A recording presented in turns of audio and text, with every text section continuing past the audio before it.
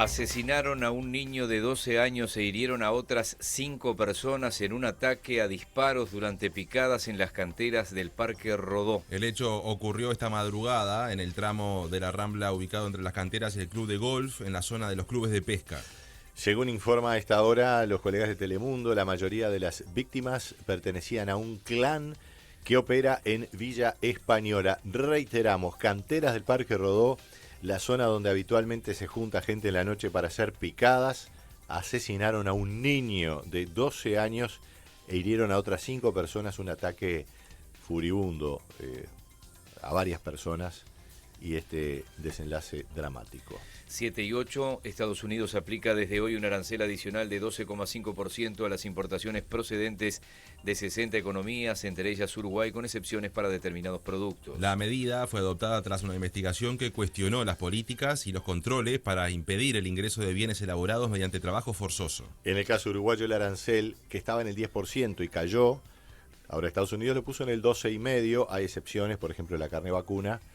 Cancillería y el Ministerio de Economía analizan el alcance de la decisión según la información que recogió directamente el informativo Carve. Estados Unidos fue en 2025 el cuarto destino de las exportaciones uruguayas de bienes. El presidente Yamandu Orsi anunció que el Sistema Nacional de Emergencias adaptará sus protocolos ante los posibles efectos del fenómeno El Niño. Los informes prevén mayor probabilidad de lluvias por encima de lo normal, principalmente en el norte y noreste del país, entre lo que es fines de este año, la próxima primavera, pero también el próximo otoño, abril 2027. Durante el Congreso de Intendentes, Orsi explicó que se utilizarán los antecedentes de cada departamento y los informes meteorológicos para identificar las zonas de mayor riesgo. El próximo mes de agosto vamos a socializar, vamos a poner sobre la mesa todos los protocolos que surgen de los ECOED que ustedes mismos están generando.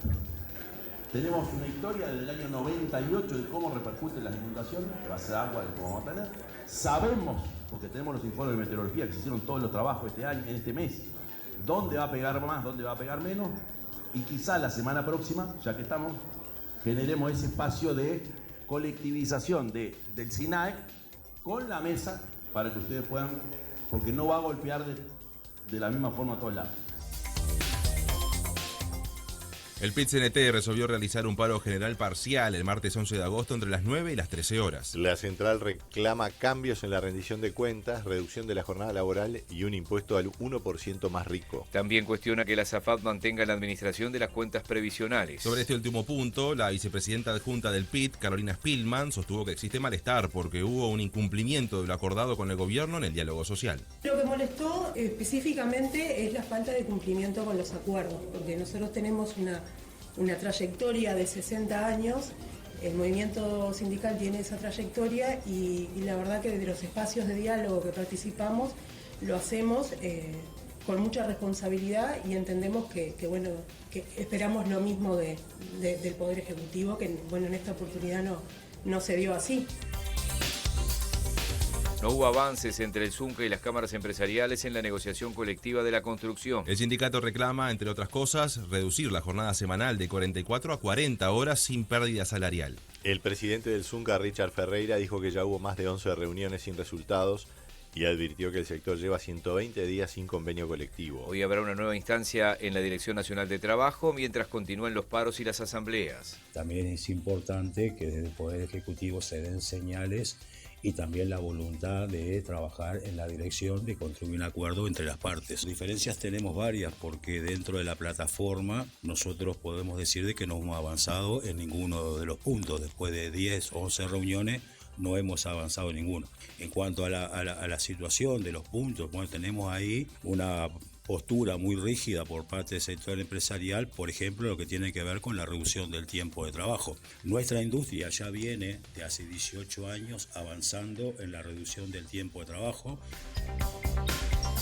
Por otro lado, el ZUNCA denunció que constructoras de Maldonado enviaron a 400 trabajadores al seguro de paro. El sindicato considera que la medida es utilizada como presión contra trabajadores sindicalizados. Entre los afectados hay 110 obreros que cumplían funciones en la construcción del complejo Cipriani, allí en Punta del Este. El fiscal de delitos económicos Gilberto Rodríguez pidió al Parlamento toda la documentación reunida por la comisión investigadora del caso Cardama. La Fiscalía solicitó las versiones taquigráficas de las sesiones y consultó cuándo estará listo el informe final de la comisión. La investigación penal comenzó en octubre de 2025, luego de la denuncia del gobierno por posibles delitos de estafa o fraude en la compra de 2 patrulleras oceánicas. La Comisión de Asuntos Internacionales del Senado resolvió citar al canciller Mario Lubetkin por la participación de Uruguay en una cumbre organizada por Estados Unidos sobre terrorismo político de izquierda. El encuentro fue convocado en Washington por el secretario de Estado Marco Rubio y reunió representantes de 66 países. Uruguay estuvo representado por su embajador en Estados Unidos, Daniel Castillo. El senador colorado Andrés Ojeda dijo que se busca conocer qué posición llevó el país y cuál fue el alcance de su participación. A nosotros nos interesa que Uruguay participe con funcionarios de primera línea en este tipo de reuniones, así como el Escudo de las Américas y todo lo que sirva para pelear al narcotráfico y al terrorismo. Uruguay tiene que estar presente siempre. Lo que no entendemos es cómo puede ser que después de haber hecho eso y mandado funcionario, el canciller de la República, hablando en nombre del Estado uruguayo, confronte públicamente al mayor funcionario diplomático de los Estados Unidos para defender a un grupo terrorista uruguayo. Porque nada de lo que dijo Marco Rubio es falso. Digo, que el MLN puso bombas, secuestró y mató gente, no es mentira. El senador colorado Pedro Bordaberry afirmó que la asignación única para la infancia y adolescencia que plantea la rendición de cuentas será menos beneficiosa de lo anunciado por el gobierno. El senador colorado señaló que quienes cobren la nueva prestación podrán hacerlo en efectivo y por lo tanto pagarán IVA al realizar sus compras. En cambio, quienes hoy utilizan la tarjeta Uruguay Social acceden a la devolución total del impuesto. El intendente de Florida, Carlos Enciso, asumió ayer la presidencia del Congreso de Intendentes para el periodo 2026-2027. Francisco Leñani, Richard Sander y Carlos Albizu serán los vicepresidentes. Enciso se refirió a algunas prioridades de esta gestión. Ahora hay que atender algunas de las cuestiones vinculadas a la inequidad muchas veces del interior en el desarrollo demográfico, económico, de inversiones que tenemos que atender y que lleguen. Algunas comisiones rápidas de trabajo con el Poder Ejecutivo, con el Ministerio de Transporte, con la posibilidad de ver fideicomisos para atacar la problemática de la camionía rural, los temas también de infraestructura en general, entre otras cuestiones que vamos a tratar de darle un impulso. La ministra de Industria, Fernanda Cardona, y el intendente de Paysandú, Nicolás Olivera, volvieron a cruzarse por la marcha del proyecto de GIF Global. Olivera reclamó acelerar las negociaciones y calificó como erráticas las declaraciones de la ministra. También sostuvo Olivera que Cardona debería concentrarse en impulsar una agenda de desarrollo. Volvieron a cruzarse, pero nunca había sido tan fuerte. Sí, y además en el marco del Congreso de Intendentes asumía ayer Carlos Enciso, bueno, la respuesta de la Secretaria de Estado. Vamos a escuchar primero a Nicolás Olivera. Exactamente, a esa petición, a esa propuesta o lo que ensayaba como respuesta el intendente de Paysandú. Permanentemente está confrontando. Si usara toda esa energía en poder construir una agenda en materia de industria, de energía y de minería, creo que al gobierno le iría mejor y a su ministerio le iría mejor.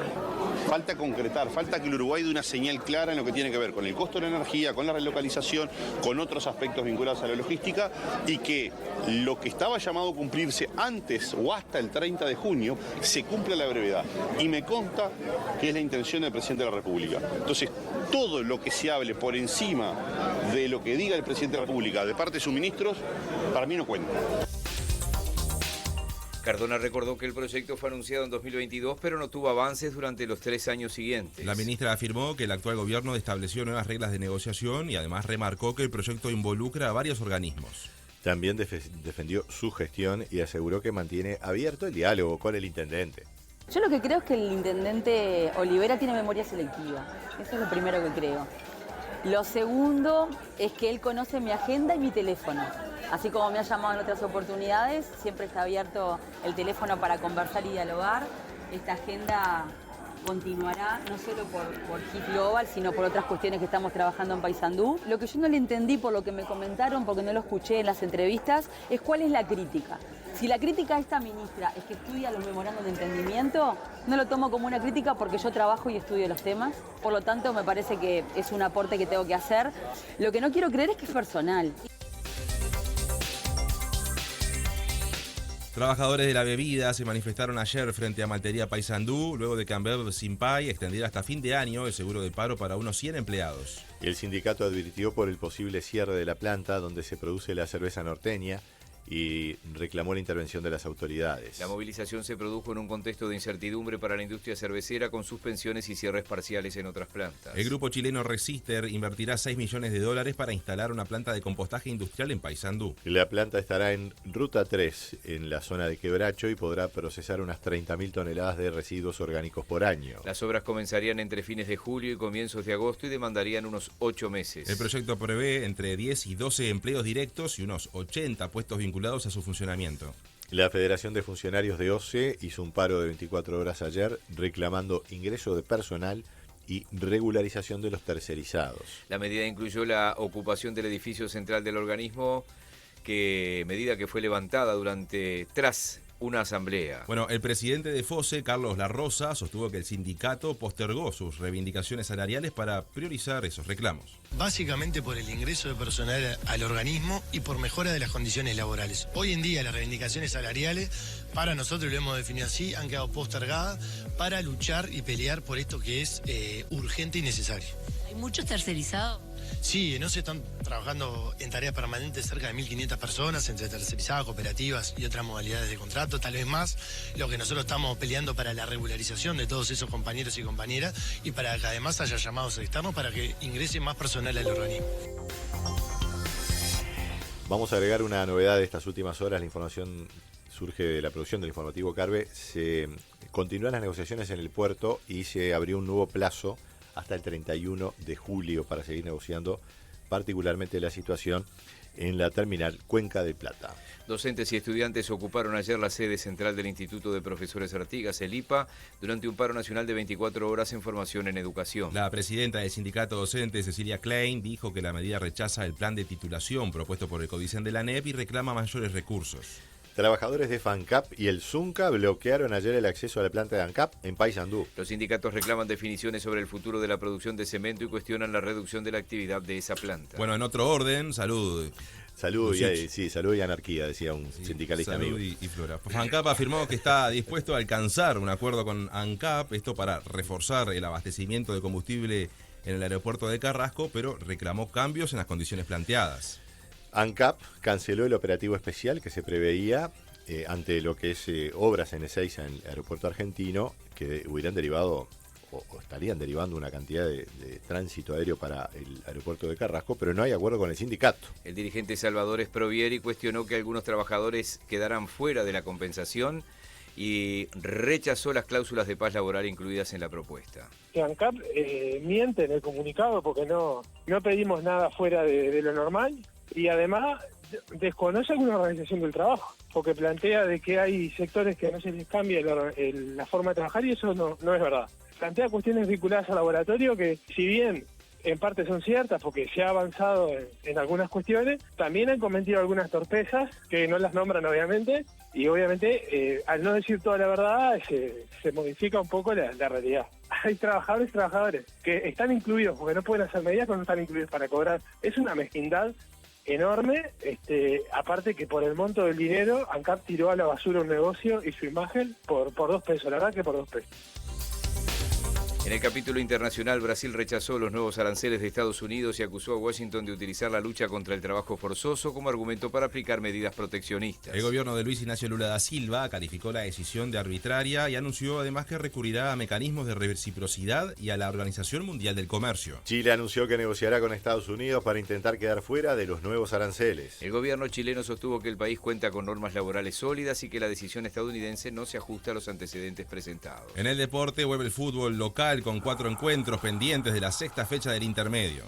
Hoy a las 19 arranca Torque Danubio en el Centenario. Mañana a las 15 jugarán Central Español y Cerro Largo en el Palermo y a las 18 Defensor Sporting recibirá a Liverpool en el Francisco. Con el festejo de los 50 años que cambió la historia. Y el domingo a las 15 Racing enfrenta a Cerro en el Trócoli. Supongo que meterán 10.000 personas, ¿no? El Chelo de la Guada, bueno, usted está invitado. El Chelo de la Guada nos recuerda que fue 2-1 contra Rentistas en aquella gloriosa tarde del año 70.